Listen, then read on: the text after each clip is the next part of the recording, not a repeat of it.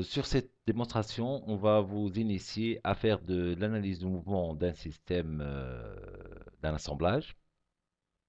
Donc j'ai mon assemblage que j'ai réalisé déjà et je vais essayer d'animer ce système par un mouvement circulaire de la pièce verte. N'oublions pas que le système qu'on a réalisé, c'est un système où on a imposé un angle de je vous rappelle de 30 degrés par rapport à la verticale. Donc là, c'est le système. Voilà. Donc, pour qu'on puisse animer le système, il faut qu'on débloque cette contrainte-là. Donc, on va tout simplement la supprimer pour qu'on puisse avoir une liberté de rotation. Sur SolidWorks, vous allez trouver la notion d'étude de mouvement tout en bas, à côté du modèle, donc étude de mouvement. Et là, apparaissent une configuration qui permet de réaliser l'animation. Donc, au niveau du type d'étude, nous avons principalement une animation tout simple, donc mouvement piloté par des clés ou des moteurs et contraint par des contraintes d'assemblage, ou bien des mouvements standards dans une simulation plus réaliste qui utilise des contraintes d'assemblage, des ressorts, une gravité et des moteurs. Par contre, moi, ce que je cherche, c'est d'analyser le mouvement de l'ensemble des pièces. Pour ce faire, donc, on va faire ouvrir les compléments et on va activer SolidWorks Motion. Donc, on l'active que ce soit au démarrage ou de cette façon-là. Et donc, je vais redécaler un tout petit peu la pièce verte. Et là, je retrouve, en plus de l'animation du mouvement standard, de l'analyse du mouvement.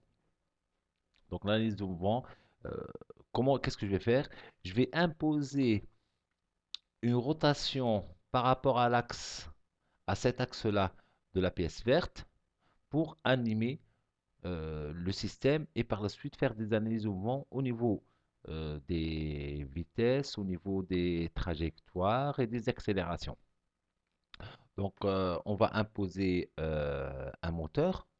Donc, le moteur, il y a deux types de moteurs, le moteur circulaire et le moteur linéaire. Donc, les moteurs circulaires, c'est ce qu'on va utiliser.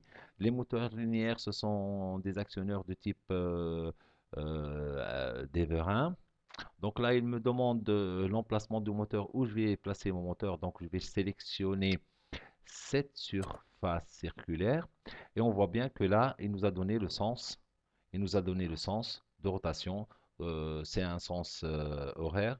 Si je veux le sens trigonométrique, donc il suffit que je clique inversion du sens.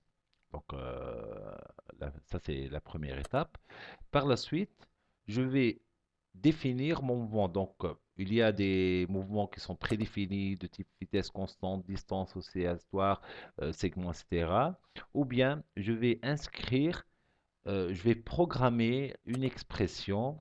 Lorsque je clique sur l'expression, donc il y a une case de log qui se montre pour créer des fonctions. Donc ma fonction, j'ai des fonctions prédéfinies déjà. Ce que je vais utiliser, c'est une fonction polynomiale cubique. Donc ça sera cette fonction-là.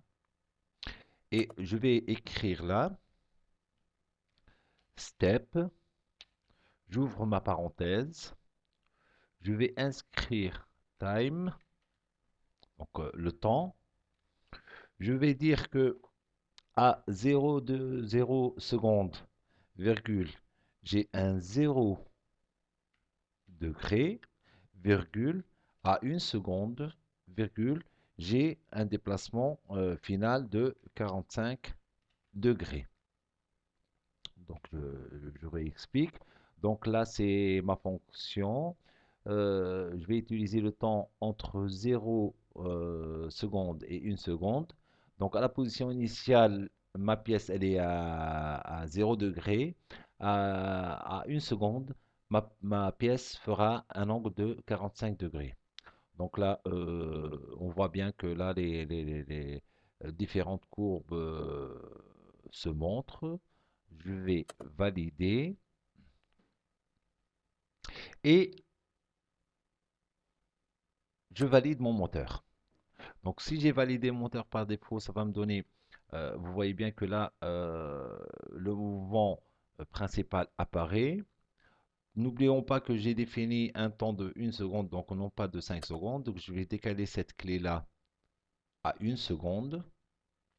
Une fois que tout est prêt, j'ai à calculer l'étude de mouvement. Donc, je calcule l'étude de mouvement et voilà mon système qui se déplace de 0 seconde à 1 seconde, de la position initiale de 45 degrés, de 0 degré jusqu'à 45 degrés. Donc, je peux lecture du début, je peux voir tout ça. Hein. Et là, j'ai réalisé euh, le mouvement que je cherche.